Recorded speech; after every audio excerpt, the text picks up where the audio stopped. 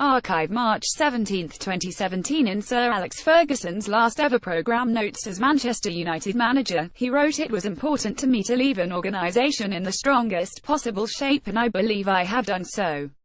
The quality of this league-winning squad, and the balance of ages within it, bodes well for continued success at the highest level, whilst the structure of the youth setup will ensure that the long-term future of the club remains a bright one." Now, given the early post-Ferguson blundering in the transfer market and issues around key personnel changes in the youth setup, the first and last points here are perhaps questionable. And the point about the balance of ages and strength of the squad is one which history has essentially decided was never true. But as we saw when breaking down the construction of his 2008 masterpiece, Sir Alex was nothing if not a brilliant squad builder. So what went wrong? Was this a function of a man getting older, caring less about the future, more focused on the present, or has history misjudged the collection of players he left to fend for the future in the care of David Moyes? First, let's establish a baseline. 4 years on, 7 of the 31 players who featured in first-team action for the Red Devils in 12-13 are still at the club. David De Gea, Phil Jones, Chris Smalling, Antonio Valencia, Michael Carrick, Wayne Rooney and Ashley Young's presence mean that a little under a quarter of the players Ferguson left behind are still around. Of those, though, only 3 make it to the top 11 of league minutes played so far this season in Jose Mourinho's squad: De Gea, Valencia and Jones, suggesting they are hardly the backbone of the current crop. Compare that to the gap between 08 and 12. 10 of the 30 players who featured at some point in the 07-08 campaign featured at least once in 12-13. Of those, a full 6 featured in the top 11 of league minutes on the pitch in the latter campaign, a much more substantial part of the first-team squad. So the turnover in the squad has been a good deal more significant, over 34s having changed between 12-13 and now as compared to 23rds between 08-09 and 12-13.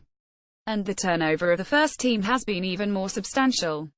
But how much is that about the players Ferguson assembled not being good enough, and how much is about their suitability for life without him? Of course, pound for pound, it is pretty clear that United's 2008 team was much better than 2013's, but he did leave a team that had won the league by 11 points. He was accurate to say the balance of ages was good, from players in their early 20s like De Gea, Raphael, Shinji Kagawa and Danny Welbeck through to Ryan Giggs, via plenty of those in their prime years. Robin van Persie only turned 30 in the summer of 2013. Wayne Rooney was 27 when Ferguson left. The goalkeeping position had been addressed, with the third great keeper Ferguson had signed coming to prominence. Rio Ferdinand and Nemanja Vidic should have been the elder statesmen helping Jones and Smalling to emerge. Sir Alex had plenty of faith in Johnny Evans too. With the machinations around Rooney's position being part of Ferguson's goodbye, it seems likely he had a plan to play Kagawa behind Van Persie up front, something that never came to pass without him. Of course, the centre of midfield was a significant issue, but presumably even Sir Alex would have looked to improve this in the following summer had he not left. When Moyes arrived, he practically ignored Kagawa. He played Ferdinand for 6 games in succession at the start of the season, something Sir Alex would never have done with his old Rolls-Royce. Ferdinand's was an engine that required delicate treatment at that point. Moyes mortgaged the club's future to Rooney's new contract and isolated and demotivated a heartbroken Van Persie who had finally come to work for a winner, only to be left with a man who is now struggling to keep Sunderland up. The plan Sir Alex had left behind was not followed, and Ferguson's ability to get players to play at the very best of themselves was sorely missed by some of those who may have been less obvious talented, but could still do a job. Raphael had the season of his life in 12-13, for example, but never hit those heights again.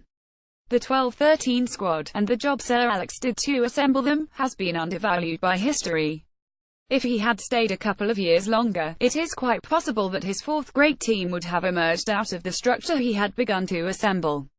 Share this 24,900 Liverpool, via Holland and Suriname. Jorginho Wijnaldum's roots.